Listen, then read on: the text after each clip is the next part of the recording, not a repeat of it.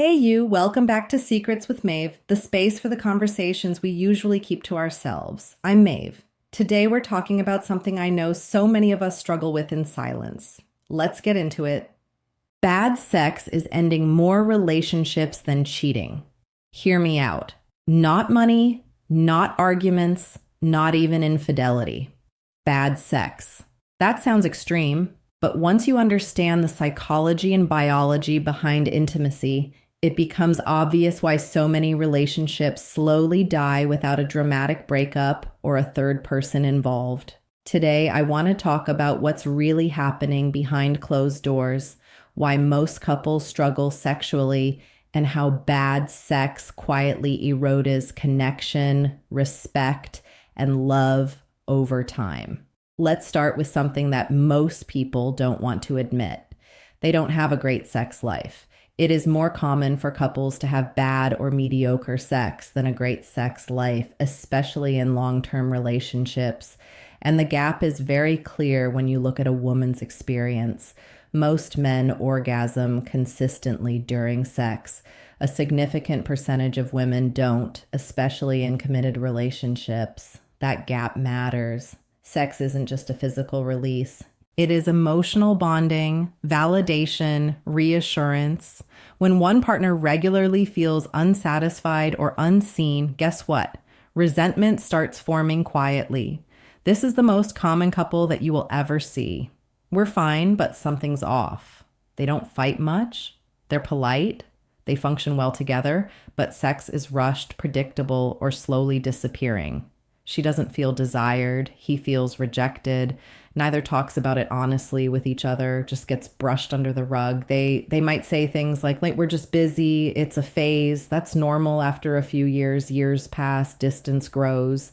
Then one day somebody says, I don't feel close to you anymore. Not angry, not dramatic, just tired. Here's why sex is an emotional glue. This is what science tells us. When couples have truly great sex, there is an emotional afterglow, and that can last 24 to 48 hours after the event.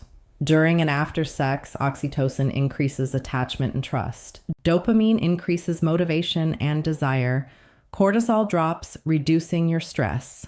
Win-win. That's not romantic talk. That is neurochemistry. Great sex regulates your nervous system. That's why couples who are sexually connected argue less. They feel safer emotionally and are more forgiving. They feel closer without even trying. Sex creates emotional resilience between you two. Now let's look at what happens when sex is bad or gone. Stress increases, insecurity grows, resentment builds up. The affection fades and the attraction fades. Couples stop touching each other. They stop flirting.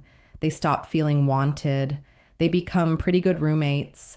They still manage the schedules, the kids, the split bills. They handle their logistics, sure, but the intimacy, it's out the window. And when the intimacy dies, attraction follows pretty quickly after that. That's when people start seeking validation elsewhere. Not always physically, sometimes emotionally. That's why cheating often happens after intimacy has already collapsed. Cheating is not the root of the problem, it's a symptom. Here's a dynamic that destroys many relationships. Women stop feeling desired, men stop feeling wanted. She feels like sex is something done to her, not with her. And then he feels like he's constantly failing or being rejected. Neither feels safe enough to talk about it openly and honestly. So she withdraws emotionally. He withdraws sexually or avoids initiating altogether. Silence replaces curiosity. Resentment replaces desire. And the bond weakens. This is the most heartbreaking one. Couples who genuinely love each other, they respect each other, they share history, they don't want to hurt one another, but the sex has been bad for years. They'll say something like this: we still love each other, but it doesn't feel romantic anymore. Love survives, but the attraction doesn't, and the desire doesn't. And without attraction and desire, relationships don't collapse overnight. They erode slowly. Bad sex isn't a small issue. It's the core issue because sex is where desire is expressed, connection is reinforced, Emotional safety is built. Ignoring it doesn't make it go away. It just keeps damaging, and the damage accumulates. Most couples, they don't break up because they hate each other. They break up because the intimacy died and nobody knew how to revive it. This is the real takeaway. If you want a strong relationship, you cannot treat sex like a bonus feature. It is foundational. Great sex doesn't mean constant novelty or perfection. It just means curiosity, presence, a little bit of effort, and emotional safety. Because when intimacy is alive, love feels easier, conflict feels manageable, and connection just feels natural again.